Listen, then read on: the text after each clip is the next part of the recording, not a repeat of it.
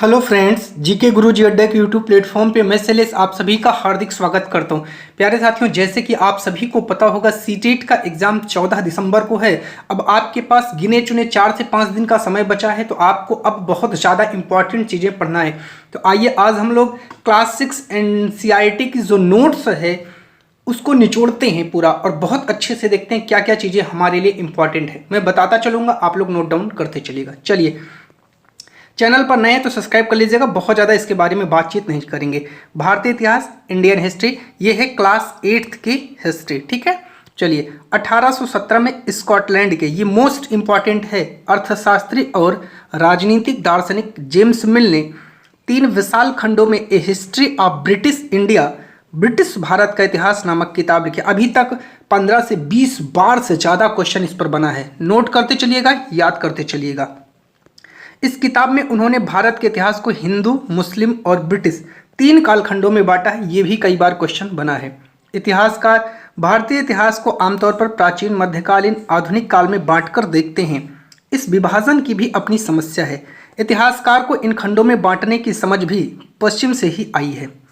पश्चिम में आधुनिक काल को विज्ञान, तर्क, लोकतंत्र, मुक्ति, समानता जैसी आधुनिकताओं की ताकतों के विकास का युग माना जाता है। इसीलिए मध्यकालीन समाज वे समाज हैं जहां आधुनिक समाज की ये विशेषताएं नहीं थी।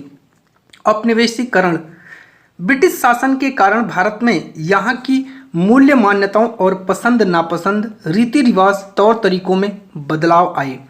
जब एक देश दूसरे देश के दबदबे से इस तरह के राजनीतिक, आर्थिक, सामाजिक और सांस्कृतिक बदलाव आते हैं, इस प्रक्रिया को औपनिवेशीकरण कहा जाता है।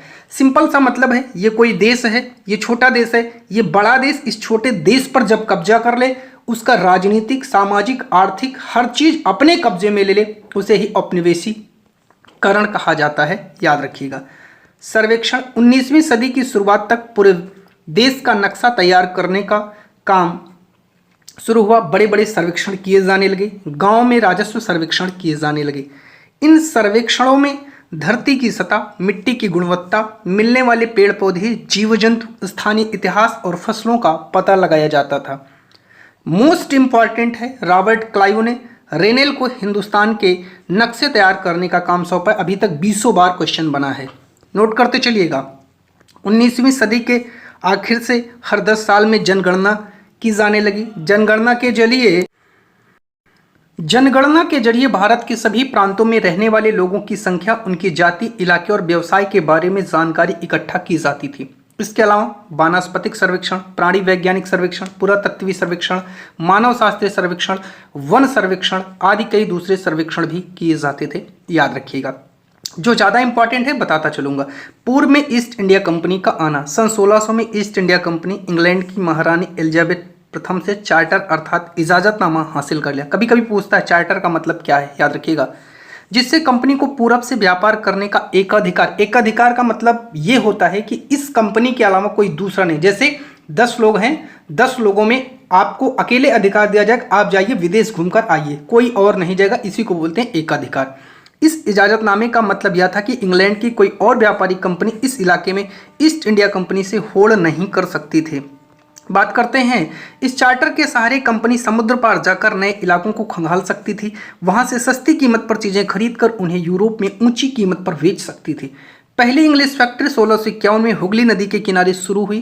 कंपनी के व्यापारी यहां से अपना काम चलाते थे। इन व्यापारियों को उस जमाने में फैक्टर कहा जाता था। मोस्ट इंपॉर्टेंट है, कई बार यहां से क्वेश्चन बना है, नोट कर लीजिएगा। 1696 तक कंपनी है उसने मुगल अफसरों को रिश्वत देकर 3 गांव की जमींदारी खरीद ली। एक गांव कालीकाता था जो बाद में कलकत्ता बना, अब इसे कोलकाता कहा जाता है। कंपनी ने मुगल सम्राट औरंगजेब को इस बात के लिए भी तैयार कर लिया कि वह कंपनी को बिना शुल्क चुकाए व्यापार करने का फरमान जारी कर दें। व्यापार से युद्धों तक। 18वीं सदी की शुरुआत में कंपनी और बंगाल के नवाबों का टकराव काफी बढ़ गया। मुर्शीद कुली खां के बाद अली वर्दी खां, उसके बाद सिराजुद्दौला बंगाल के नवाब बने। ये सभी शक्तिशाली शासक थे। उन्होंने कंपनी को रियायतें देने से मना कर दिया, कहा कि हम आपको ज्यादा रियायतें नहीं देंगे। प्लासी का युद्ध बात करते हैं। 1756 में अली वर्दी खां की मृत्यु के बाद सिराजुद्दौला बंगाल का नवाब बना। कंपनी को सिराजुद्दौला की ताकत से काफी भय था। सिराजुद्दौला की जगह कंपनी एक ऐसा कठपुतली नवाब चाहती थी जो कंपनी के इशारों पर नाचे। जिससे उसे व्यापारिक रियायतें और अन्य सुविधाएं आसानी से मिल जाएं, कोई दिक्कत ना हो। कंपनी ने प्रयास किया कि सिराजुद्दौला के जितने भी प्रतिद्वंदी हैं, जितने भी दुश्मन हैं, उनको किसी को मिलाया जाए और उनमें से किसी को नवाब बनाए। तो मिला करके उनको नवाब बना दिया जाए। कंपनी को कामयाबी नहीं मिली। जवाब में सिराजुद्दौला ने हुक्म दिया कंपनी उनके राज्य के राजनीतिक मामलों में टांग अड़ाना बंद कर दे, किलेबंदी रोके और बाकायदा अपना राजस्व चुकाए। जब दोनों पक्ष पीछे हटने को तैयार नहीं हुए तो 30,000 सिपाहियों के साथ नवाब ने कासिम बाजार में स्थित इंग्लिश फैक्ट्री पर हमला बोल दिया। नवाब की फौजों ने कंपनी के अफसरों को गिरफ्तार कर लिया, गोदाम पर ताला डाल दिया, अंग्रेजों के हथियार छीन लिए, अंग्रेजी जहाज घेरे में ले लिया। इसके बाद नवाब ने कंपनी के कलकत्ता स्थित किले पर कब्जा कर लिया। कलकत्ता के हाथ से निकल जाने की खबर मद्रास में पहुंची तो वहां की कंपनी के तैनात अफसर रॉबर्ट क्लाइव के नेतृत्व में सेना को रवाना कर दिया। क्लाइव बहुत ही चालाक था दोस्तों। इसने सेना को नौसैनिक बेड़े की मदद ली, अर्थात इसको नौसैनिक बेड़े की मदद मिल रही थी। इसके बाद नवाब के साथ लंबे समय तक सौदेबाजी चली। आखिर 1757 में रॉबर्ट क्लाइव ने प्लासी के मैदान में सिराजुद्दौला के खिलाफ कंपनी की सेना का नेतृत्व किया। नवाब सिराजुद्दौला की हार का एक बड़ा कारण उसके सेनापतियों में से एक मिर्जाफर की कारगुजारियां, मतलब वो जाकर के अंग्रेजों से मिल गया था। मिर्जाफर की टुकड़ियों ने इस युद्ध में हिस्सा ही नहीं लिया। रॉबर्ट क्लाइव ने यह कहकर उसे अपने साथ मिला लिया कि सिराजुद्दौला को हटाकर मिर्जाफर को अगला नवाब बना दिया जाएगा। प्लासी की जंग इसलिए महत्वपूर्ण मानी जाती है क्योंकि भारत में यह कंपनी की पहली बड़ी जीत थी। प्लासी की जंग के बाद सिराजुद्दौला को मार दिया गया और मिर्जाफर अगला नवाब बन गया। प्लासी का नाम पलासी था, जिसे अंग्रेजों ने बिगाड़कर प्लासी कर दिया था। इस जगह को पलासी यहाँ पाए जाने वाले पलास के फूलों के कारण कहा जाता था। पलास के खूबसूरत लाल फूलों से गुलाल बनाया जाता था, जिसे होली पर इस्तेमाल किया जाता है। मोस्ट इंपॉर्टेंट है, कई बार यहाँ से क्वेश्चन बना है। पुर्तगालियों ने भारत के पश्चिमी तट पर अपनी उपस्थिति दर्ज करा दी थी। वे गोवा में अपना ठिकाना बना चुके थे। पुर्तगाल के खोज यात्री वास्को डी गामा ने 1498 में पहली बार भारत पहुंचे और समुद्री मार्ग का पता भी लगाया। कहाँ पहुंचे थे आप लोग कमेंट करके बताइए। प्लासी के युद्ध के बाद 1765 में जब मिर्जाफर की मृत्यु हुई तब कंपनी के इरादे बदल चुके थे। कठपुतली नवाब के साथ अपने खराब अनुभव को देखते हुए रॉबर्ट क्लाइव ने ऐलान किया अब हमें खुद ही नवाब बनना पड़ेगा। ये भी इंपॉर्टेंट है। आखिरकार 1765 में मुगल सम्राट ने कंपनी को ही बंगाल प्रांत का दीवान नियुक्त कर दिया। दीवानी मिलने के कारण कंपनी को बंगाल के विशाल राजस्व संसाधनों का नियंत्रण मिल गया। अब उनको पैसा विदेश से नहीं लाना है, अब खुद बंगाल से ही पैसा वो लेंगे। रॉबर्ट क्लाइव को 1772 में ब्रिटिश संसद में भ्रष्टाचार के आरोपों पर अपनी सफाई देनी पड़ी। सरकार को उसकी अकूत संपत्ति के स्रोत संदेहास्पद लग रहे थे। उसे भ्रष्टाचार आरोपों से बरी तो कर दिया गया, लेकिन 1774 में उसने आत्महत्या कर ली। यहाँ से भी 2-3 बार क्वेश्चन बना है, याद रखिएगा। कंपनी के बहुत सारे अफसरों की सबसे बड़ी इच्छा यही थी कि वे भारत में ठीक ठाक पैसा कमाएं और ब्रिटेन जाकर आराम से जिंदगी राजाओं की तरह व्यतीत करें। जो जीते जी धन दौलत लेकर वापस लौट गए उन्हें वहां आलीशान जीवन व्यतीत करने का समय मिला और वहां के लोग उन्हें नवाब कहते थे। यह भारतीय शब्द नवाब का ही अंग्रेजी संस्करण बन गया। उन्हें लोग अक्सर नए अमीरों और सामाजिक हैसियत में रातों रात ऊपर आने वाले लोगों के रूप में देखते थे। नाटकों और कार्टून में उनका मजाक उड़ाया जाता था। कंपनी का फैलता शासन। बक्सर की लड़ाई 1764 के बाद कंपनी ने भारतीय रियासतों में रेजिडेंट तैनात कर दिए।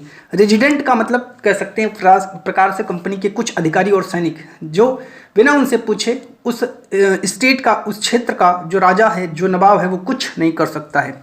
ये कंपनी के राजनीतिक और व्यवसायिक प्रतिनिधि होते थे। उनका काम कंपनी के हितों की रक्षा करना, उन्हें आगे बढ़ाना। रेजिडेंट के माध्यम से कंपनी के अधिकारी भारतीय राज्यों के भीतर मामलों में भी दखल देने लगे। कई बार कंपनी ने रियासतों पर सहायक संधि थोप दी।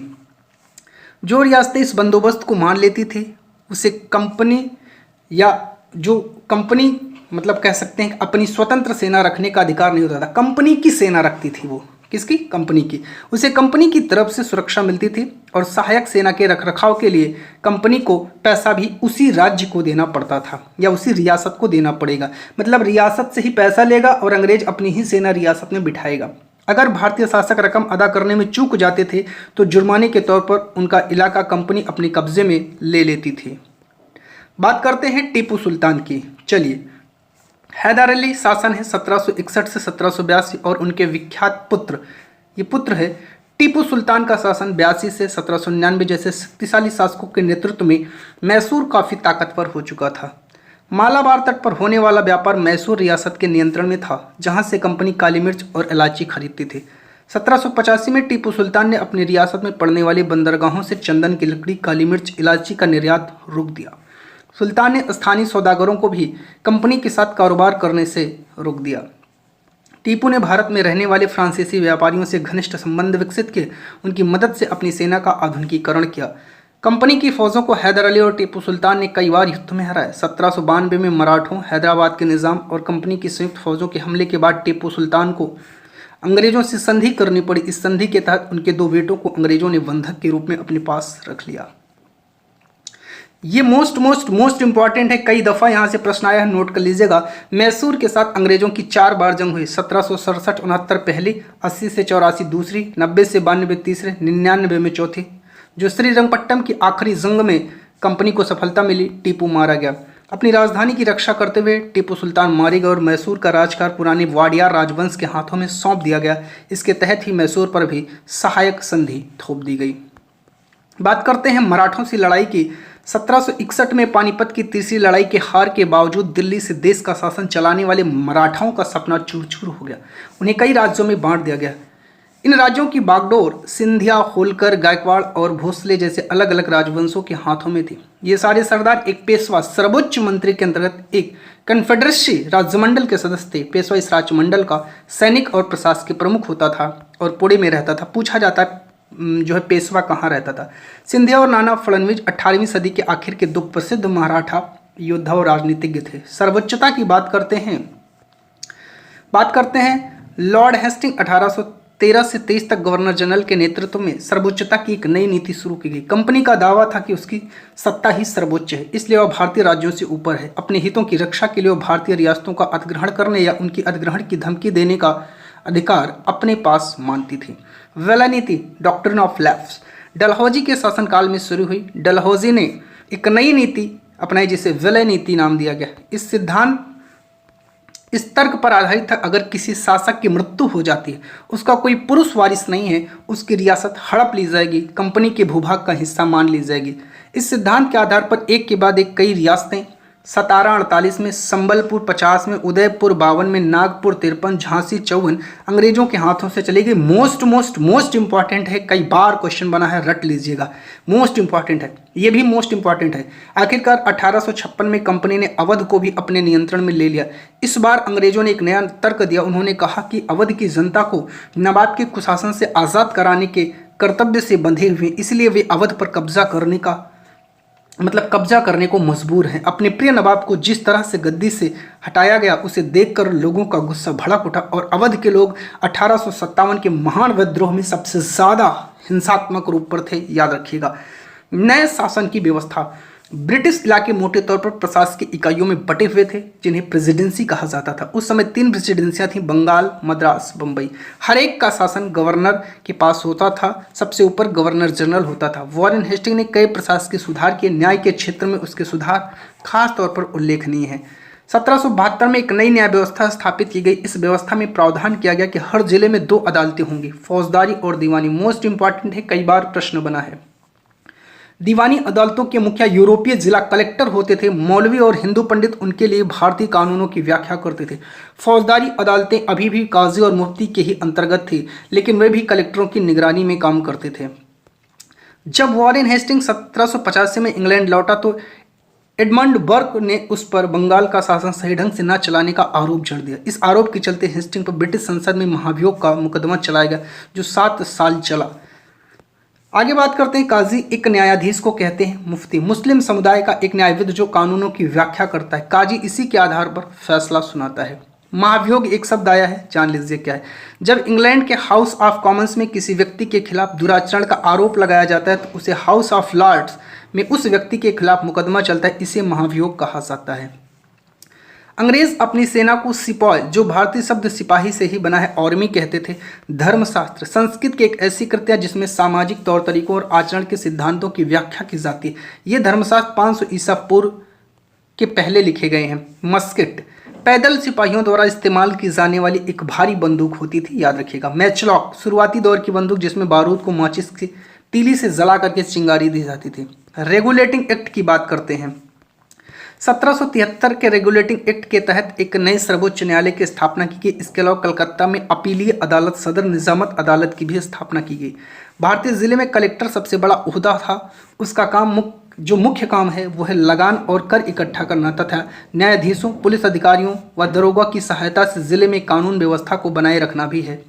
ईस्ट इंडिया कंपनी का औपनिवेशिक शक्ति बनना। ईस्ट इंडिया कंपनी एक व्यापारिक कंपनी से बढ़ते बढ़ते भौगोलिक औपनिवेशिक शक्ति बन गई। 19वीं सदी की शुरुआत में नई भाप तकनीकी के आने से यह प्रक्रिया और तेज हो गई। तब तक समुद्री मार्ग से भारत पहुंचने में 6 से 8 माह का समय लग जाता था। भाप से चलने वाले जहाज़ों ने यह यात्रा 3 हफ्तों में समेट दी। 1857 तक भारतीय उपमहाद्वीप के 63% भूभाग और 78% आबादी पर कंपनी का सीधा शासन स्थापित हो चुका था। दक्षिण अफ्रीका में दास व्यापार का था, आइए जान लेते हैं। डच व्यापारी 17वीं सदी में दक्षिण अफ्रीका पहुंचकर जल्द ही दास व्यापार शुरू हो गया। लोगों को बंधक बनाकर जंजीरों में बांधकर दास बाजारों में बेचा जाने लगा। 1834 में दास प्रथा के अंत के समय अफ्रीका के दक्षिणी सिरे पर स्थित केप में निजी स्वामित्व में दासों की संख्या 36,774 थी। कंपनी का दीवान बनना। 12 अगस्त 1765 को मुगल बादशाह ने ईस्ट इंडिया कंपनी को बंगाल का दीवान तैनात किया। दीवान के तौर पर कंपनी ने अपना नियंत्रण वाले भूभाग के आर्थिक मामलों का जो मुख्य शासक बन गई। कंपनी की आमदनी। 1865 से पहले कंपनी ब्रिटेन से सोने और चांदी का आयात करती थी और इन चीज़ों के बदले सामान खरीदती थी। सोचिए अब कंपनी कितना ताकतवर हो जाएगी। अब बंगाल में इकट्ठा होने वाले पैसे से ही निर्यात के लिए चीज़ें अब खरीदेगी। जल्द ही यह जाहिर हो गया कि बंगाल की अर्थव्यवस्था गहरे संकट में फंसती जा रही है। कारीगर गांव छोड़कर भाग रहे हैं क्योंकि उन्हें बहुत कम कीमत पर अपनी चीज़ों को बेचना है। किसान अपनी लगान चुका ही नहीं पा रहा है, वो अलग परेशान है। कारीगर का जो उत्पादन है वो गिर जा रहा है। खेती चौपट होने की दिशा में बढ़ रही है। 1770 में पड़े अकाल के कारण बंगाल में 1 करोड़ से लोगों की मौत हो गई है। 1 करोड़ से ज़्यादा लोग मारे गए हैं। इस अकाल में लगभग 1/3 आबादी समाप्त हो गई। मोस्ट इंपॉर्टेंट है, कई बार यहाँ से क्वेश्चन बना है। स्थायी बंदोबस्त क्या है, याद रखिएगा। कंपनी ने 1793 में स्थायी बंदोबस्त लागू किया। इस बंदोबस्त की शर्तों के हिसाब से राजाओं और तालुकदारों को जमींदारों के रूप में मान्यता दी गई कि अब आप जमींदार हैं। उन्हें किसानों से लगान वसूलने और कंपनी को राजस्व चुकाने का जिम्मा दिया गया। उनकी ओर से चुकाई जाने वाली राशि स्थायी रूप से तय कर दी गई कि अब 10 रुपये, 20 रुपये, 50 रुपये जो भी हो अब देना है। इसका मतलब यह था कि भविष्य में कभी भी उसमें इजाफा नहीं किया जाएगा। स्थायी का मतलब स्थायी है। कंपनी ने जो राजस्व तय किया वह इतना ज़्यादा था कि उसे चुकाने में ज़मींदारों को भारी परेशानी होती थी। जो ज़मींदार राजस्व चुकाने में विफल हो जाता था उसकी ज़मींदारी छीन ली जाती थी। बहुत सारी ज़मींदारियों को कंपनी ने बाकायदा नीलाम कर दिया था। एक नई व्यवस्था, मोस्ट इंपॉर्टेंट है, हॉल्ट मैकेंजी अंग्रेज एक नई व्यवस्था तैयार किया जिसे 1822 में लागू किया। उसके आदेश पर कलेक्टर ने गांव-गांव दौरा किया, ज़मीन की जांच की, खेतों को मापा, विभिन्न समूहों के रीत रिवाजों को दर्ज किया। गांव के एक एक खेत के अनुमानित राजस्व को जोड़कर हर गांव से, गांव का मतलब यहाँ महल है, ग्राम समूह से वसूल होने वाले राजस्व का हिसाब लगाया जाता था। इस राजस्व को अस्थायी रूप से तय नहीं किया गया बल्कि समय समय पर उसमें संशोधन किया गया। राजस्व इकट्ठा करने और उसे कंपनी को अदा करने का जिम्मा जमींदार के बजाय गांव के मुखिया को सौंप दिया गया। इस व्यवस्था को महालवाड़ी या बंदोबस्त व्यवस्था कहा गया। मुनरो व्यवस्था मोस्ट इंपॉर्टेंट है, सारी व्यवस्थाएं। ब्रिटिश नियंत्रण वाले दक्षिण भारत इलाकों में भी स्थायी बंदोबस्त की जगह नई व्यवस्था अपनाने का प्रयास किया जाने लगा। वहां जो नई व्यवस्था विकसित हुई उसे रैयत का मतलब होता है किसान, रैयतवाड़ी व्यवस्था कहा गया। टॉमस मुनरो ने इस व्यवस्था को विकसित किया, मोस्ट इंपॉर्टेंट है, और धीरे धीरे पूरे दक्षिण भारत पर यही व्यवस्था लागू कर दी गई। मुनरो को लगता था कि दक्षिण में परंपरागत जमींदार नहीं थी, इसलिए उनका तर्क था कि उन्हें सीधे किसानों, रैयत का मतलब किसान, से ही बंदोबस्त करना चाहिए जो पीढ़ियों से जमीन पर खेती करते आ रहे हैं। राजस्व आकलन से पहले उनके खेतों का सावधानीपूर्वक और अलग अलग तरीकों से सर्वेक्षण किया जाना चाहिए। मुनरो का मानना था कि अंग्रेजों को पिता की भांति किसानों की रक्षा करनी चाहिए। यूरोप के लिए फसल की बात करते हैं। 18वीं सदी के आखिर तक कंपनी ने अफीम और नील की खेती पर पूरा जोर लगा दिया। इसके बाद लगभग 150 साल तक अंग्रेज देश के विभिन्न भागों में किसी न किसी फसल के लिए किसानों को मजबूर करते रहे। बंगाल में पटसन, असम में चाय, संयुक्त प्रांत में गन्ना, पंजाब में गेहूं, महाराष्ट्र पंजाब में कपास, मद्रास में चावल। बात करते हैं भारतीय नील की। नील का पौधा मुख्य रूप से उष्णकटिबंधीय इलाकों में उगता है। मोस्ट इंपॉर्टेंट है, कई बार प्रश्न बना है। 13वीं सदी तक इटली, फ्रांस और ब्रिटेन के कपड़ा उत्पादक कपड़े की रंगाई के लिए भारतीय नील का इस्तेमाल कर रहे थे। बात करते हैं 18वीं शताब्दी के आखिर तक भारतीय नील की मांग और बढ़ गई। ब्रिटेन में औद्योगिकरण का युग शुरू हुआ और उसके कपास उत्पादन में भारी इजाफा हुआ। 18वीं सदी के आखिर दशकों से ही बंगाल में नील की खेती तेजी से फैलने लगी। बंगाल में पैदा होने वाला नील दुनिया के बाजारों में छा गया। बात करते हैं 1788 में ब्रिटेन द्वारा आयात किए गए नील में भारतीय नील का हिस्सा 30%। 1810 में यह हिस्सा बढ़कर 95% हो गया था। कंपनी के बहुत सारे अधिकारियों ने नील के अपने कारोबार पर ध्यान देने का फैसला किया। उन्होंने नौकरियां छोड़ दिया। भारी मुनाफे की उम्मीद में स्कॉटलैंड और इंग्लैंड के बहुत सारे लोग भारत आए और उन्हें नील के बागानों जो है उसको तैयार किया। जिनके पास नील की पैदावार के लिए पैसा नहीं था, उन्हें कंपनी नए नए जो बैंक हैं वो कर्जा देने को तैयार थे। नील की खेती के तरीके। नील की खेती दो तरीके से होती थी, मोस्ट इंपॉर्टेंट है निज और रैयती। निज खेती की व्यवस्था में बगान मालिक खुद अपनी ज़मीन में नील का उत्पादन करते, या तो वह ज़मीन खरीद लेते या दूसरे की ज़मीन जो है ज़मींदारों से भाड़े पर ले लेते और मज़दूरों को, जो मज़दूर हैं उनको काम पर लगाकर नील की खेती करवाते थे। रैयती व्यवस्था के तहत बगान मालिक रैयतों के साथ एक अनुबंध या सट्टा करते थे। कई बार वे गांव के मुखियाओं को भी रैयतों की तरह से समझौता करने के लिए बाध्य कर देते थे। जो अनुबंधन पर दस्तखत कर देते उन्हें नील उगाने के लिए कम ब्याज दर पर बगान मालिकों से नगद कर्जा मिल जाता था।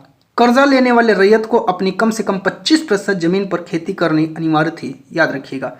बात करते हैं बगान मालिक।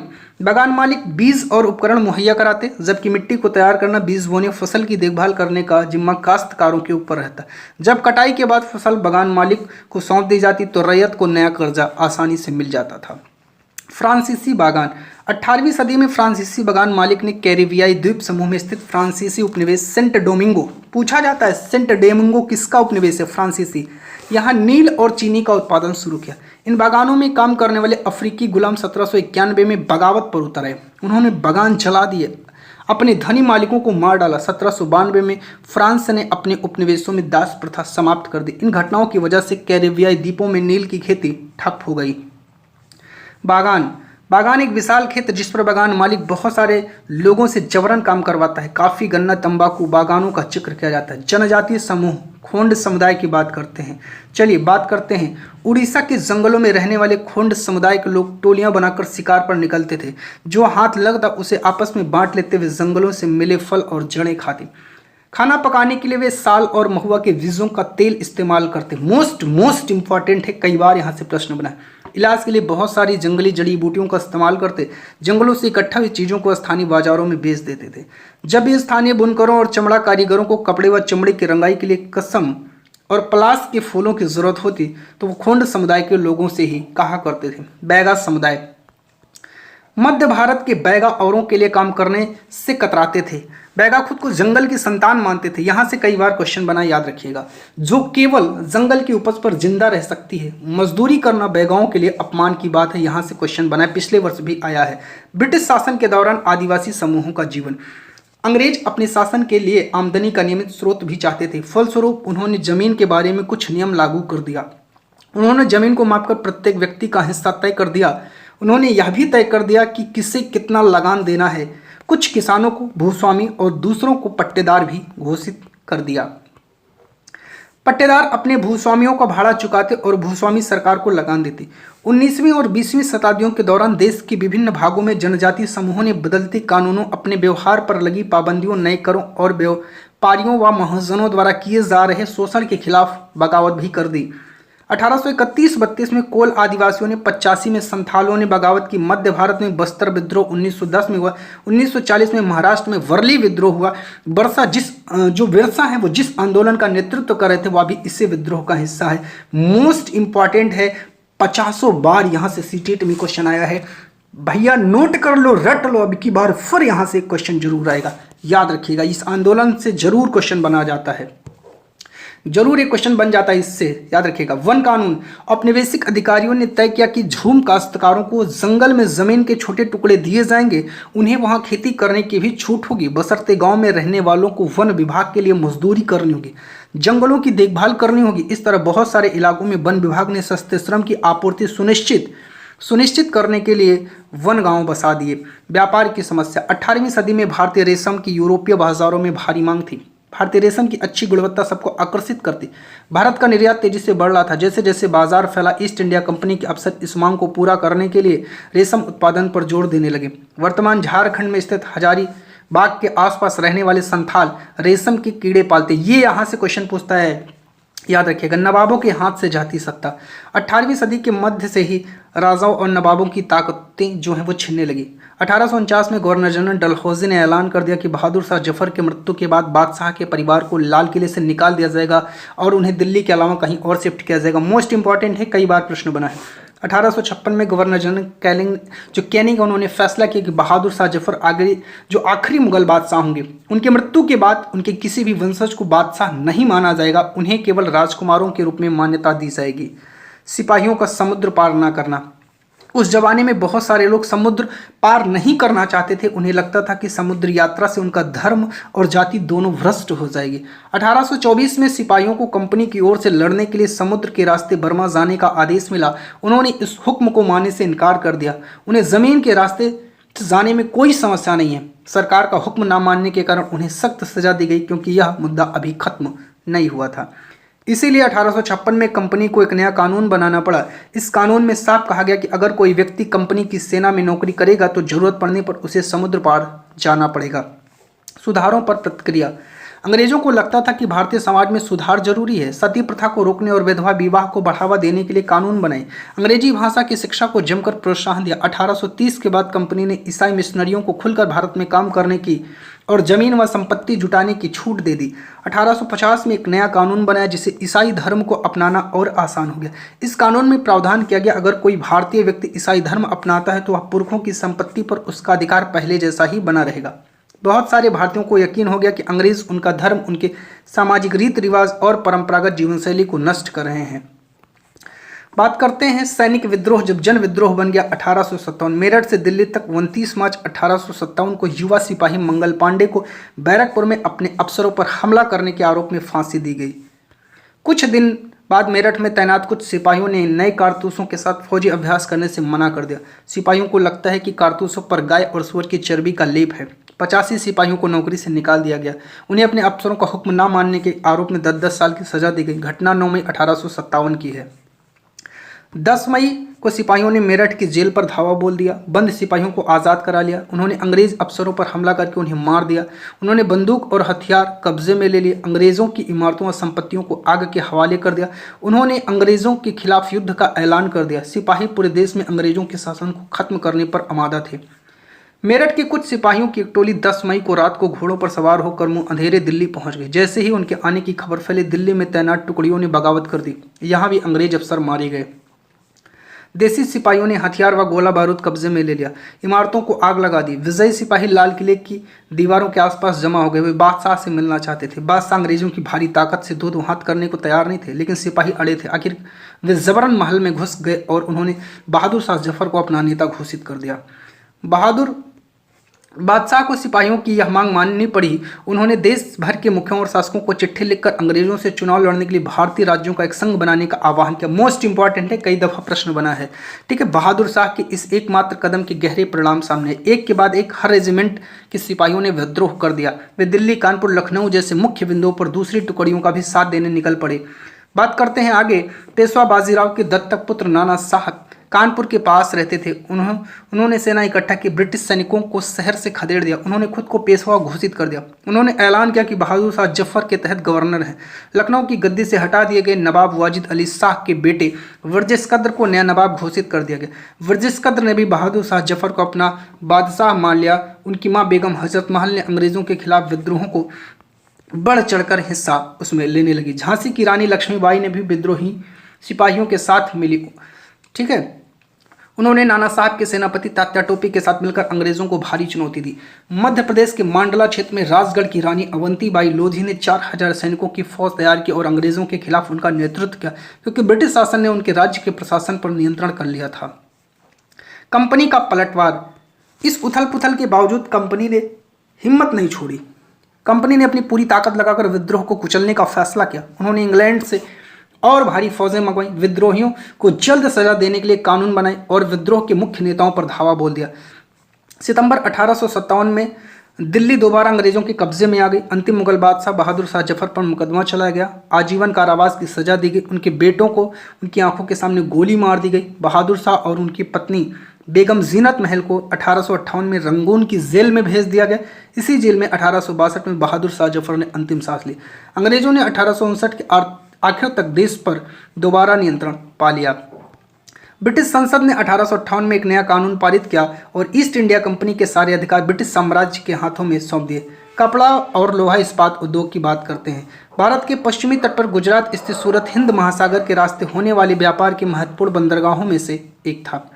डच और ब्रिटिश व्यापारिक जहाज 17वीं सदी की शुरुआत से इस बंदरगाह का इस्तेमाल करने लगे। 18वीं सदी में इस बंदरगाह का महत्व गिरने लगा। सूती कपड़े के मशीनी उत्पादन ने 19वीं सदी में ब्रिटेन को दुनिया का सबसे प्रमुख औद्योगिक राष्ट्र बना दिया। 1850 के दशक से जब ब्रिटेन का लोहा और इस्पात उद्योग पनपने लगा तो ब्रिटेन दुनिया का कारखाना कहलाने लगा। ब्रिटेन के औद्योगिकरण और भारत ब्रिटिश विजय और उपनिवेशीकरण में गहरा संबंध है। कपड़ा उद्योग की बात करते हैं। 1750 के आसपास भारत पूरी तरीके से कपड़ा उत्पादन के क्षेत्र में औरों से कोसों आगे था। भारतीय कपड़े लंबे समय से अपनी गुणवत्ता और बारीक कारीगरी के लिए दुनिया भर में मशहूर थे। दक्षिण पूर्वी एशिया, जावा, सुमात्रा, पेनांग तथा पश्चिमी एवं मध्य एशिया में इन कपड़ों की भारी रूप में व्यापार होता था। यूरोप के व्यापारियों ने भारत से आया बारीक सूती कपड़ा सबसे पहले मौजूदा इराक के मोसुल शहर में अरब व्यापारियों के पास देखा था। मोस्ट इंपॉर्टेंट है। इसी आधार पर वे बारीक बुनाई वाले सभी कपड़ों को मसलिन या मलमल कहने लगे। जल्द ही यह शब्द खूब प्रचलित हो गया। बात करते हैं मसालों की तलाश में जब पुर्तगाली भारत आए तो उन्होंने दक्षिण पश्चिमी भारत में केरल के तट कालीकट में डेरा डाला। वहां से वे मसालों के साथ सूती कपड़ा भी लेते गए। कालीकट से निकले शब्द को कैलिको कहने लगे। बाद में हर तरह के सूती कपड़े को कैलिको ही कहा जाने लगा। यूरोपीय बाजारों में भारतीय कपड़ों की मांग 18वीं सदी की शुरुआत तक आते आते भारतीय कपड़े की लोकप्रियता से बेसन इंग्लैंड के ऊन रेशम निर्माता भारतीय कपड़ों के आयात का विरोध करने लगे। इसी दबाव के कारण 1720 में ब्रिटिश सरकार ने इंग्लैंड में छापेदार सूती कपड़े छींट के इस्तेमाल पर पाबंदी लगाने के लिए एक कानून पारित किया। संयोगवश इस कानून को भी कैलिको अधिनियम एक्ट कहा जाता था। 1764 में जॉन ने स्पिनिंग जेनी का आविष्कार किया। इंपॉर्टेंट है, क्वेश्चन बना है यहाँ से, जिससे परंपरागत तकनीकों की उत्पादकता बढ़ी। 1786 में रिचर्ड आर्कराइट ने वॉस्प इंजन का आविष्कार किया। इसे सूती कपड़े की बुनाई को क्रांति रूप में बदल दिया गया। बात करते हैं आगे। पोटला बुनाई सूरत, अहमदाबाद और पाटन में होती थी। इंडोनेशिया में इस बुनाई का भारी बाजार था। वहाँ यह स्थानीय बुनाई परंपरा का हिस्सा बन गई। याद रखिएगा। स्पिनिंग जेनी क्या है? ये एक ऐसी मशीन है जिसमें एक कामगार एक साथ कई तकलियों पर काम कर सकता था। अब जब उस पर कहते हैं पहिया घूमने लगती थी तो सारी तकलियां ऑटोमेटिक चलने लगती थी। बुनकर आमतौर पर बुनाई काम करने वाले समुदायों के कारीगर होते हैं। वे पीढ़ी दर पीढ़ी इस हुनर को आगे बढ़ाते थे। बंगाल के तांती, उत्तर भारत के जुलाहे मोमिन, दक्षिण भारत के सालेवा, कैकुल्लार तथा देवांग समुदाय बुनकरी के लिए प्रसिद्ध थे। रंगीन कपड़ा बनाने के लिए रंगरेज इस धागे को रंग देते थे। छपाईदार कपड़ा बनाने के लिए बुनकरों को चिप्पीगर नामक माहिर कारीगरों की जरूरत होती थी जो ठप्पे से छपाई करते थे। भारतीय कपड़े का पतन। इंग्लैंड में बने सूती कपड़े ने 19वीं सदी की शुरुआत तक भारतीय कपड़े को अफ्रीका, अमेरिका और यूरोप के परंपरागत बाजारों से बाहर कर दिया। इसी वजह से हमारे यहाँ के हजारों बुनकर बेरोजगार हो गए। सबसे बुरी मार तो बंगाल के बुनकरों पर पड़ी। 1830 के दशक तक भारतीय बाजार ब्रिटेन में बने सूती कपड़े से पट गए। दरअसल 1880 के दशक तक स्थिति यह हो गई कि भारत के लोग जितना सूती कपड़ा पहनते थे उसमें से 2/3 ब्रिटेन का होता था। इसमें न केवल बुनकरों बल्कि सूत काटने वालों की भी हालत खराब होती गई। जो लाखों ग्रामीण महिलाएं सूत काटकर अपना आजीविका चलाती थी वे सब के सब बेरोजगार होने लगे। राष्ट्रीय आंदोलन के दौरान महात्मा गांधी ने भी लोगों से आह्वान किया कि आयातित कपड़े का बहिष्कार करें और हाथ से बने सूत और हाथ से बुने कपड़े ही पहने। इस तरह खादी राष्ट्रवाद का प्रतीक बनती चली गई। चरखा भारत की पहचान बन गया और 1931 में भारतीय राष्ट्रीय कांग्रेस के तिरंगे झंडे के बीच होने वाली पट्टी में इसको जगह दी गई। मोस्ट इंपॉर्टेंट है ये लाइन।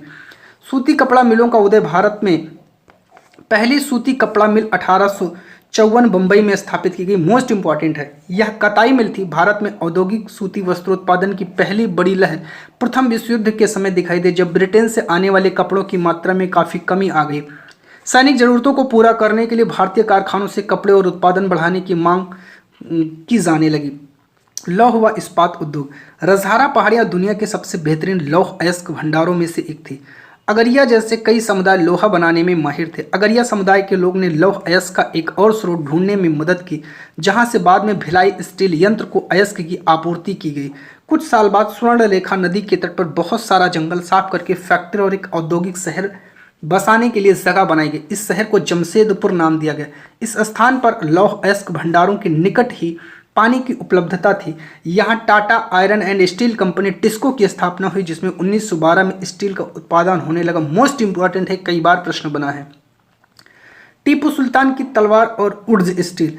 टीपू सुल्तान की तलवार की धार इतनी सख्त और पैनीत थी कि वह दुश्मन के लौह कवच को भी आसानी से चीर सकती थी। इस तलवार में यह गुण कार्बन की अधिक मात्रा वाली वुड्स नामक स्टील से पैदा हुआ था, जो पूरे दक्षिण भारत में बनाया जाता था। इस उर्ज स्टील की तलवारें बहुत पैनी और लहरदार होती थी। इनकी यह बनावट लोहे में गड़े कार्बन के भेद सक्षम कणों से पैदा होती थी, याद रखिएगा। प्राच्यवाद की परंपरा। सन 1783 में विलियम जोन्स नाम के एक सज्जन कलकत्ता आए। उन्होंने ईस्ट इंडिया कंपनी द्वारा स्थापित किए गए सुप्रीम कोर्ट में जूनियर जज के पद पर तैनात थे। कानून का माहिर होने के साथ साथ जोन्स एक भाषाविद भी थे, याद रखिएगा। जोन्स ने एशियाटिक सोसाइटी ऑफ बंगाल का गठन किया और एशियाटिक रिसर्च नामक शोध पत्रिका का प्रकाशन भी इन्होंने किया। जोन्स और कोलब्रुक भारत के प्रति एक खास तरह का रवैया रखते थे। वे भारत और पश्चिम दोनों की प्राचीन संस्कृतियों के प्रति गहरा आदर रखते थे। उनका मानना था कि हिंदू और मुसलमानों के असली विचारों व कानूनों को इन्हीं रचनाओं के जरिए समझा जा सकता है और इन रचनाओं के पुनः अध्ययन से ही भारत के भावी विकास का आधार पैदा हो सकता है। इस प्रक्रिया में अंग्रेज भारतीय संस्कृति के अभिभावक और मालिक दोनों की भूमिका को निभा रहे हैं। हेस्टिंग तथा अन्य प्राच्यवादी भारतीय विद्वानों से विभिन्न भारतीय भाषाएं सीखना चाहते थे, जिन्हें वे कई बार केवल बोलियां समझते और वर्नाकुलर का नाम देते। हेस्टिंग ने पहल करके कलकत्ता मदरसे की स्थापना की और उनका विश्वास था कि यहाँ के प्राचीन रीति रिवाज और यहाँ की ज्ञान संपदा ही भारत में ब्रिटिश शासन के आधार होने चाहिए। प्राच्यवादी। एशिया की भाषा और संस्कृति का गहन ज्ञान रखने वाले लोग। मुंशी, ऐसा व्यक्ति जो फारसी पढ़ना लिखना और पढ़ना लिखना जानता हो। वर्नाकुलर एक ऐसा शब्द आमतौर पर मानक भाषा से अलग किसी स्थानीय भाषा या बोली के लिए इस्तेमाल किया जाता था। भारत जैसे औपनिवेशिक देशों में अंग्रेज रोजमर्रा इस्तेमाल की स्थानीय भाषाओं और साम्राज्यवादी शासकों की भाषा अंग्रेजी के बीच फर्क को चिन्हित करने के लिए इस शब्द का प्रयोग करते थे। व्यवसाय के लिए अलग शिक्षा। 1854 में ईस्ट इंडिया कंपनी ने लंदन स्थित कोर्ट ऑफ डायरेक्टर ने भारतीय गवर्नर जनरल को शिक्षा के विषय में एक नोट भेजा। कंपनी के नियंत्रक मंडल के अध्यक्ष चार्ल्स वुड के नाम से जारी किए गए इस संदेश को वुड का नीति पत्र या वुड डिस्पैच के नाम से जाना गया। इस दस्तावेज में भारत में लागू की जाने वाली शिक्षा नीति की स्पष्ट रूपरेखा करते हुए एक बार फिर से दोहराया गया कि प्राच्यवादी ज्ञान के साथ साथ यूरोपीय शिक्षा को अपनाने से कितने व्यवहारिक लाभ होंगे। वुड के नीति पत्र में यह भी तर्क दिया गया कि यूरोपीय शिक्षा से भारतीयों के नैतिक चरित्र का उत्थान होगा। इससे वे ज़्यादा सत्यवादी और ईमानदार बन जाएंगे और फलस्वरूप कंपनी के पास भरोसेमंद कर्मचारियों की कमी नहीं रहेगी। 1857 में जब मेरठ और दिल्ली के सिपाही विद्रोह कर रहे थे, उसी समय कलकत्ता, मद्रास और मुंबई विश्वविद्यालयों की स्थापना की जा रही थी। स्कूली शिक्षा प्रणाली में परिवर्तन करने का भी प्रयास किया गया। विलियम एडम की रिपोर्ट। 1830 के दशक में शिक्षा का तरीका काफ़ी लचीला था। बच्चों की फीस निश्चित नहीं थी, छपी हुई किताबें नहीं होती थी, सालाना इम्तिहान और नियमित समय सारणी जैसी कोई व्यवस्था नहीं। मोस्ट इंपॉर्टेंट है, यहाँ से कई दफ़ा क्वेश्चन बना, याद रखिएगा। बच्चों की फीस उनके माँ बाप आमदनी से तय होती थी। अमीरों को ज़्यादा और गरीबों को कम फीस देनी पड़ती थी। शिक्षा मौखिक होती थी, क्या पढ़ाना है यह बात विद्यार्थियों की जरूरतों को देखते हुए गुरुजी तय करते थे। विद्यार्थियों को अलग अलग कक्षाओं में नहीं बिठाया जाता था, सभी एक जगह एक साथ बैठते थे। फसलों की कटाई के समय कक्षाएं बंद हो जाती थी, क्योंकि उस समय गांव के बच्चे प्रायः खेतों में काम करने चले जाते थे। कटाई और अनाज निकल जाने के बाद पाठशाला दोबारा शुरू होती थी। इस लाइन से तो कई बार प्रश्न बना है। बात करते हैं अरविंद घोष की।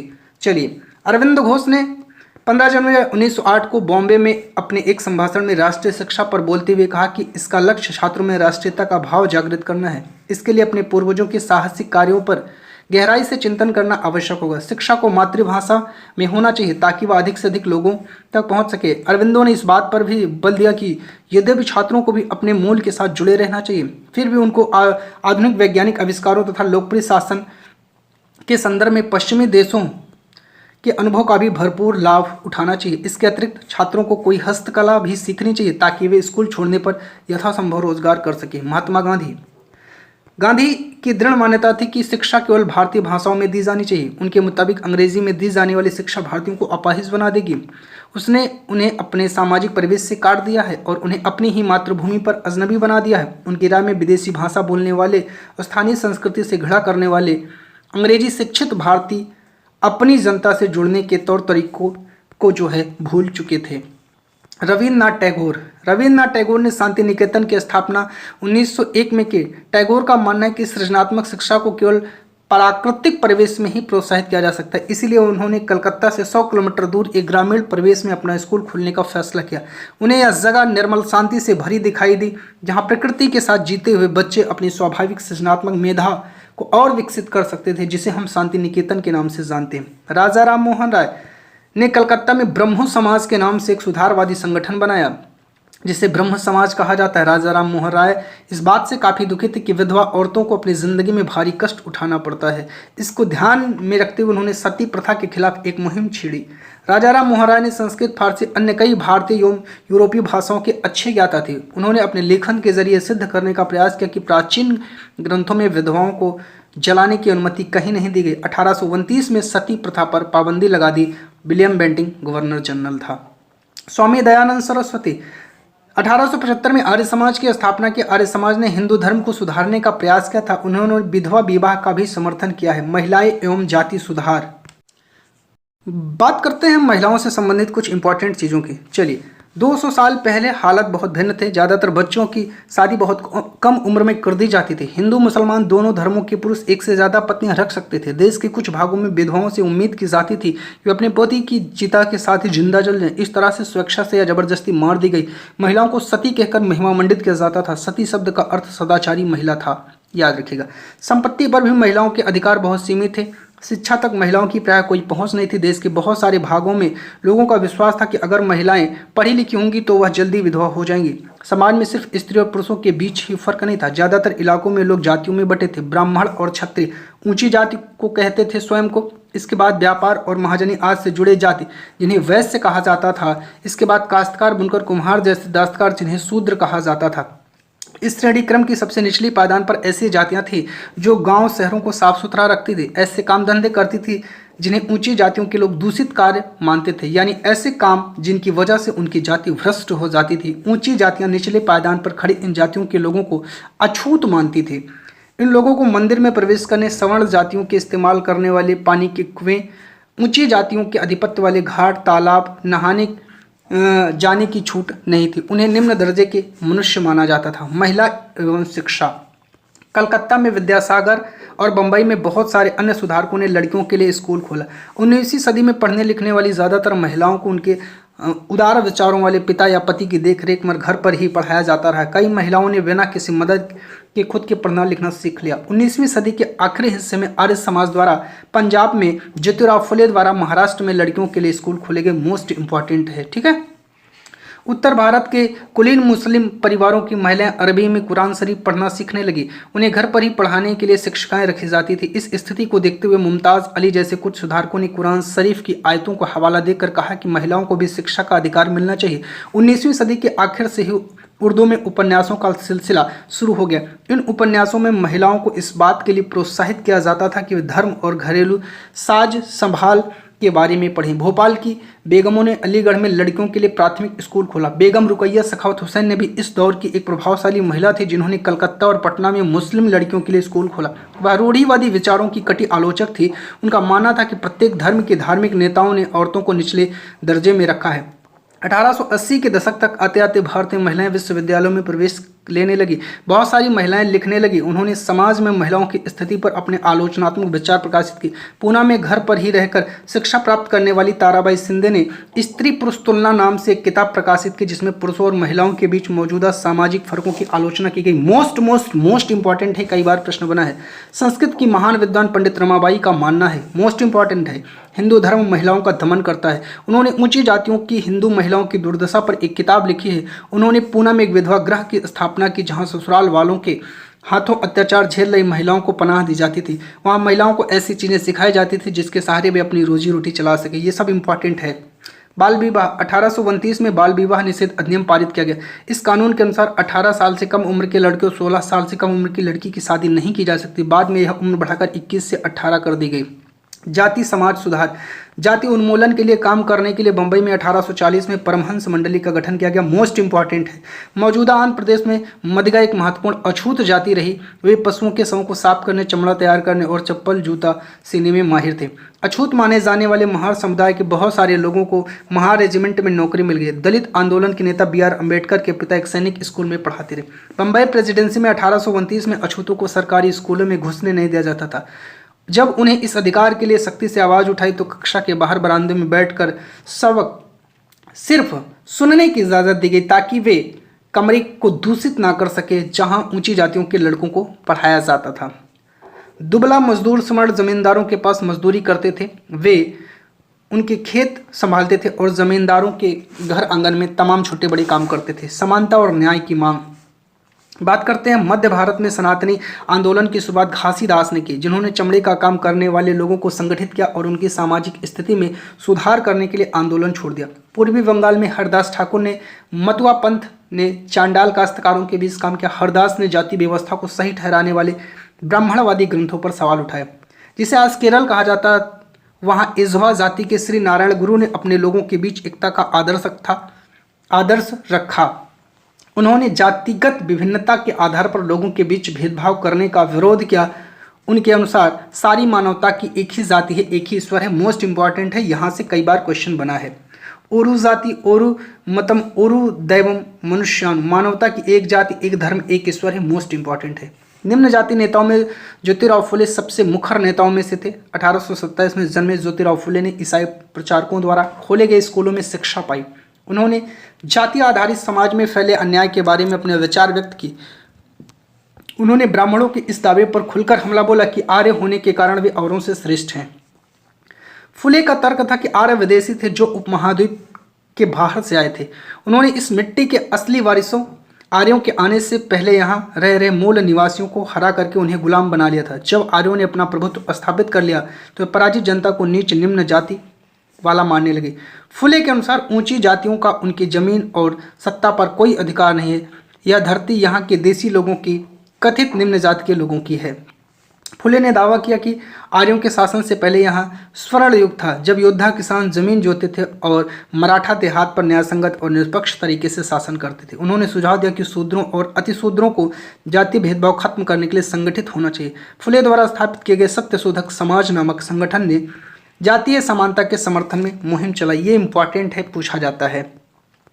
1873 में फुले ने गुलामगिरी नामक एक किताब लिखी, जिसे लगभग 10 साल पहले अमेरिकी गृह युद्ध हो चुका था। मोस्ट इंपॉर्टेंट है, जिसके फलस्वरूप अमेरिका में दास प्रथा खत्म कर दी गई थी। फुले ने अपनी पुस्तक उन सभी अमेरिकों को समर्पित की जिन्होंने गुलामों को मुक्ति दिलाने के लिए संघर्ष किया। इस तरह उन्होंने भारत के निम्न जातियों और अमेरिका के काले गुलामों की दुर्दशा को एक साथ जोड़ दिया। गैर ब्राह्मण आंदोलन।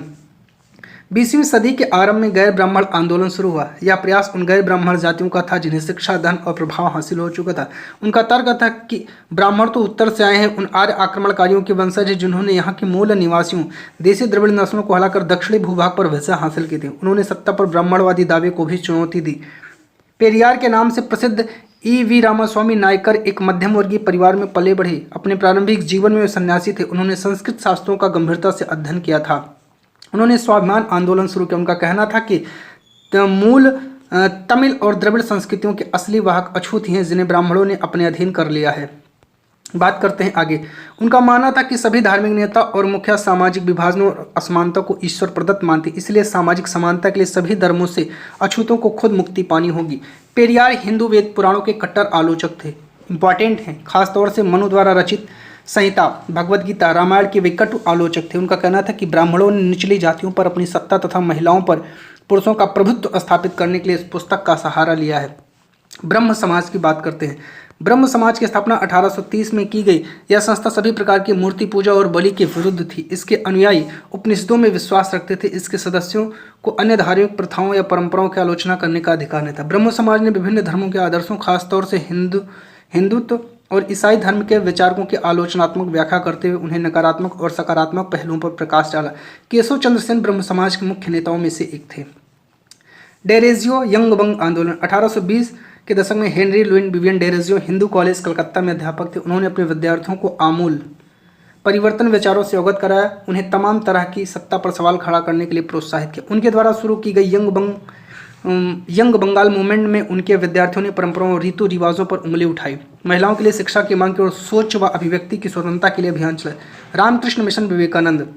रामकृष्ण मिशन का नाम स्वामी विवेकानंद के गुरु रामकृष्ण परमहंस के नाम पर रखा गया। यह मिशन समाज सेवा और निस्वार्थ श्रम के जरिए मुक्ति के लक्ष्य पर जोर देता था। स्वामी विवेकानंद 1863 से 1902, जिनका मूल नाम नरेंद्र नाथ दत्त था, उन्होंने श्री रामकृष्ण की सरल शिक्षाओं को अपने प्रतिभाशाली संतुलित आधुनिक विचारधारा से जोड़कर संपूर्ण विश्व में प्रसारित किया।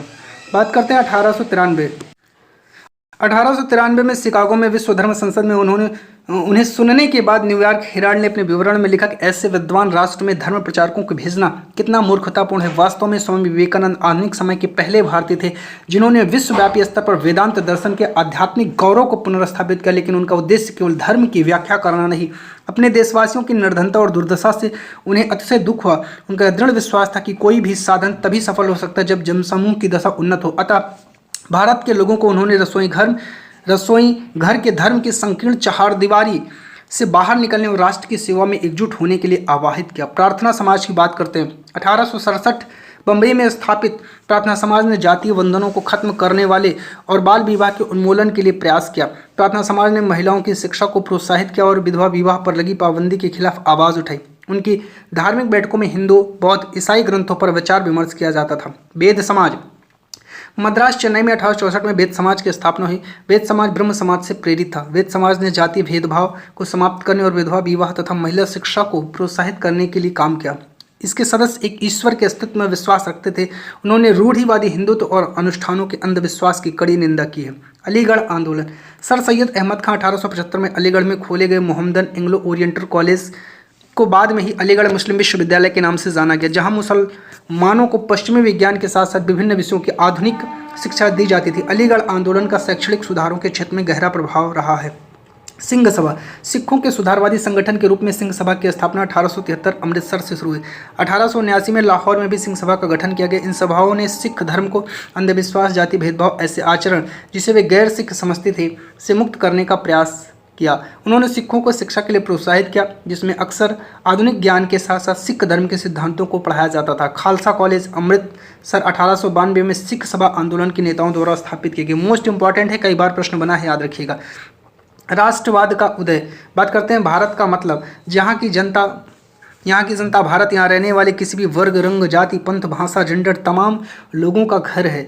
यह देश, इसके सारे संसाधन और इसकी सारी व्यवस्था सभी के लिए है। इस जवाब के साथ ही एहसास भी सामने आया कि अंग्रेज भारत के संसाधनों व यहाँ के लोगों की ज़िंदगी पर कब्जा जमाए हुए हैं। जब तक यह नियंत्रण खत्म नहीं होता, भारत यहाँ के लोगों का भारतीयों का नहीं हो सकता है। 1870-80 के दशक में बने राजनीतिक संगठनों में यह चेतना और गहरी हो चुकी थी। इनमें से ज़्यादातर संगठनों की बागडोर वकील आदि अंग्रेजी शिक्षित पेशवाओं के हाथों में थी। पूना सार्वजनिक सभा और इंडियन एसोसिएशन, मद्रास महाजन सभा और बॉम्बे रेजिडेंसी एसोसिएशन, भारतीय राष्ट्रीय कांग्रेस आज इस तरह के प्रमुख संगठन हैं। संप्रभुता की बात करते हैं। आधुनिक विचार और राष्ट्रवाद का बुनियादी तत्व होता है। यह संगठन इस धारणा से चलते हैं कि भारतीय जनता को अपने मामलों के बीच में फैसले लेने की आज़ादी होनी चाहिए। 1870-80 के दशक में ब्रिटिश शासन के प्रति असंतोष ज़्यादा गहरा हुआ। 1878 में आर्म्स एक्ट पारित किया गया, जिसके जरिए भारतीयों द्वारा अपने पास हथियार रखने का अधिकार छीन लिया गया। उसी साल वर्नाकुलर प्रेस एक्ट भी पारित किया गया, जिससे सरकार की आलोचना करने वालों को चुप कराया जा सके। इस कानून में प्रावधान किया गया, अगर किसी अखबार में कोई आपत्तिजनक चीज़ छपती है तो सरकार उसके प्रिंटिंग प्रेस सहित सारी संपत्ति जब्त कर लेगी। मोस्ट इंपॉर्टेंट है, कई बार प्रश्न बना है। 1833 में सरकार ने इल्बर्ट बिल लागू करने का प्रयास किया। इसको लेकर काफ़ी हंगामा हुआ। इस विधेयक में प्रावधान किया गया कि भारतीय न्यायाधीश भी ब्रिटिश या यूरोपीय व्यक्तियों पर मुकदमे चला सकते हैं, ताकि भारत में काम करने वाले अंग्रेज और भारतीय न्यायाधीशों के बीच समानता स्थापित की जा सके। जब अंग्रेज़ों के विरोध की वजह से सरकार ने यह विधेयक वापस ले लिया तो भारतीयों ने इस बात पर काफ़ी विरोध किया। इस घटना के बाद से भारत में अंग्रेज़ों के असली रवैये का पता चल गया। 1885 से देश भर में 72 प्रतिनिधियों ने बंबई में सभा करके भारतीय राष्ट्रीय कांग्रेस की स्थापना का फैसला लिया। संगठन के प्रारंभिक नेता दादा भाई नौरोजी, फिरोज शाह मेहता, बदरुद्दीन तैयबजी, W.C. बनर्जी, सुरेंद्र बनर्जी, रमेश चंद्र, S. सुब्रमण्यम अय्यर एवं अन्य प्राय बंबई और कलकत्ता के ही थे। नौरोजी व्यवसायी और प्रचारक थे। वे लंदन में रहते थे और कुछ समय के लिए ब्रिटिश संसद के सदस्य भी थे। उन्होंने युवा राष्ट्रवादियों का मार्गदर्शन किया। सेवानिवृत्त ब्रिटिश अफसर A.O. ह्यूम ने भी विभिन्न क्षेत्रों में भारतीयों को निकट लाने में अहम भूमिका अदा की। भारतीयों की मांग थी कि न्यायपालिका को कार्यपालिका से अलग किया जाए, आर्म्स एक्ट को निरस्त किया जाए और अभिव्यक्ति व बोलने की स्वतंत्रता दी जाए। 1890 के दशक तक बहुत सारे लोग कांग्रेस के राजनीतिक तौर तरीकों पर सवाल खड़ा करने लगे। बंगाल, पंजाब, महाराष्ट्र में बिपिन चंद्रपाल, बाल गंगाधर तिलक और लाला लाजपत राय जैसे नेता ज़्यादा आमूल परिवर्तन उद्देश्य और पद्धतियों के अनुरूप काम करने लगे। उन्होंने निवेदन की राजनीति के लिए नरमपंथियों की आलोचना की और आत्मनिर्भरता तथा रचनात्मक कामों को महत्व पर जोर दिया। उनका कहना था कि लोगों को सरकार के नेक इरादों पर नहीं बल्कि अपनी ताकत पर भरोसा होना चाहिए, इसलिए लोगों को स्वराज के लिए लड़ना चाहिए। तिलक ने नारा दिया, स्वतंत्रता मेरा जन्मसिद्ध अधिकार है और मैं इसे लेकर रहूंगा। इंपॉर्टेंट है। बंगाल विभाजन की बात करते हैं। 1905 में वायसराय कर्जन ने बंगाल का विभाजन कर दिया। उस वक्त बंगाल ब्रिटिश भारत का सबसे बड़ा प्रांत या सूबा था। बिहार और उड़ीसा के कुछ भाग भी उस समय बंगाल का हिस्सा थे। बंगाल के विभाजन से देश भर में गुस्से की लहर फैल गई। मध्यम वर्गीय अमूल परिवर्तनवादी कांग्रेस के सभी धड़ों ने इसका विरोध किया। विशाल जनसभाओं का आयोजन किया गया, जुलूस निकाले गए, जनप्रतिनिधियों ने नए नए रास्ते ढूंढे। इससे जो संघर्ष उपजा उसे स्वदेशी आंदोलन के नाम से जाना जाता है। यह आंदोलन बंगाल में सबसे ज़्यादा ताकतवर था। आंध्र के डेल्टा इलाकों में वंदे मातरम आंदोलन के नाम से इसे जाना गया। तो ये इंपॉर्टेंट है, पूछा जाता है कि आंध्र प्रदेश में किस नाम से जाना जाता है। स्वदेशी आंदोलन ने ब्रिटिश शासन का विरोध किया। स्वयं सहायता, स्वदेशी उद्यमों, राष्ट्रीय शिक्षा और भारतीय भाषा के उपयोग को बढ़ावा दिया। स्वराज के लिए अमूल परिवर्तनवादियों ने जनता को लामबंद करने और ब्रिटिश संस्थानों व वस्तुओं के बहिष्कार पर जोर दिया। कुछ लोग ब्रिटिश शासन को काल फेंकने के लिए क्रांतिकारी हिंसा के समर्थक थे। ऑल इंडिया मुस्लिम लीग 1906 में मुसलमान जमींदार और नवाबों के एक समूह ने ढाका में ऑल इंडिया मुस्लिम लीग का गठन किया। लीग ने बंगाल विभाजन का समर्थन किया। लीग की मांग कि मुसलमानों के लिए अलग निर्वाचिका की व्यवस्था की जाए। 1909 में सरकार ने यह मांग मान ली। अब परिषदों में कुछ सीटें मुसलमान उम्मीदवारों के लिए आरक्षित कर दी गई।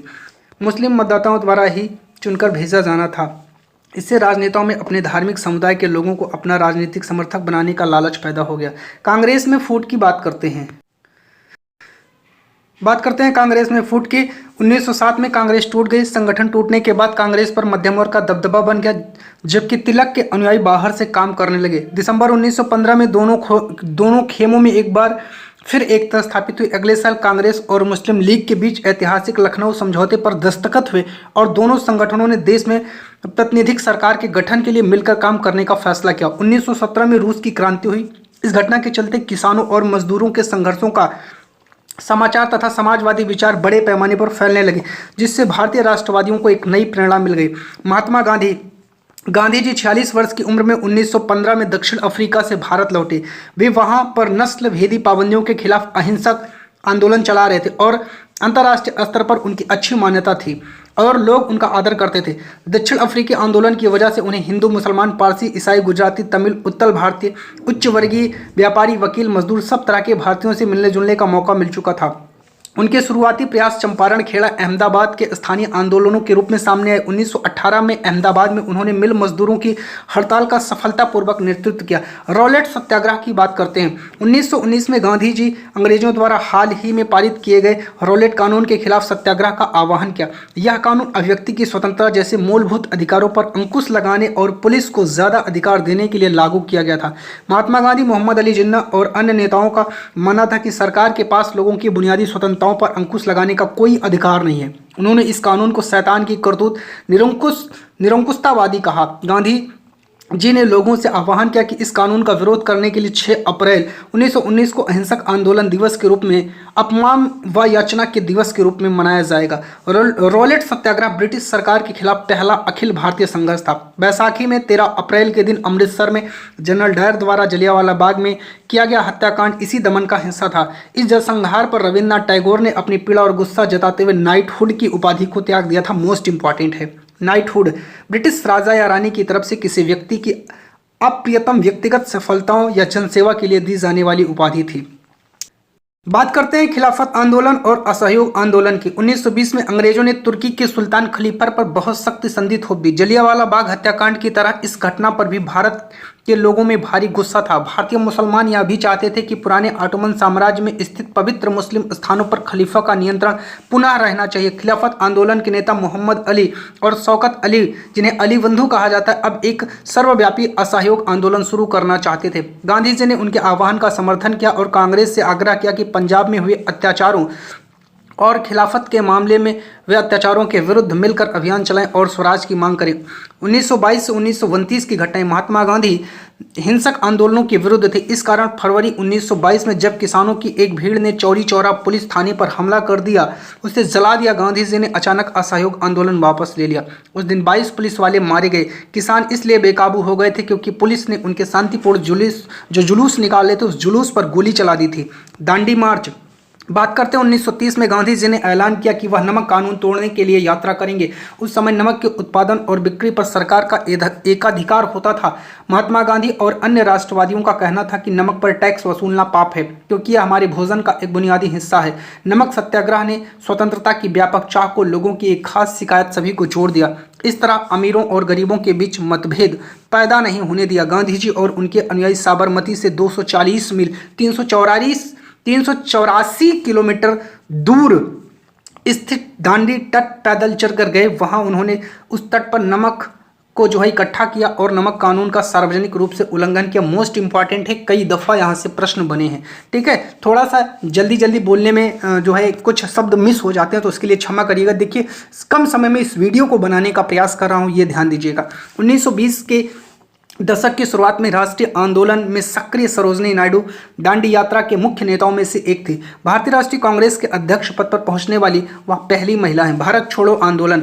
महात्मा गांधी ने दूसरे विश्व युद्ध के बाद भारतीय जनता से आह्वान किया कि करो या मरो के सिद्धांत पर चलते हुए अंग्रेजों के विरुद्ध अहिंसक ढंग से संघर्ष करो। करो या मरो का नारा गांधी ने दिया था, याद रखिएगा। मौलाना आज़ाद का जन्म मक्का में हुआ था। उनके पिता बंगाली और मां अरब मूल की थी। बहुत सारी भाषाओं के जानकार, आज़ाद इस्लाम के विद्वान और वहादते दीन यानी सभी धर्मों की बुनियादी एकता की हिमायती थे। गांधीवादी आंदोलन में हमेशा सक्रिय रहने वाले हिंदू मुस्लिम एकता के पक्के हिमायती थे।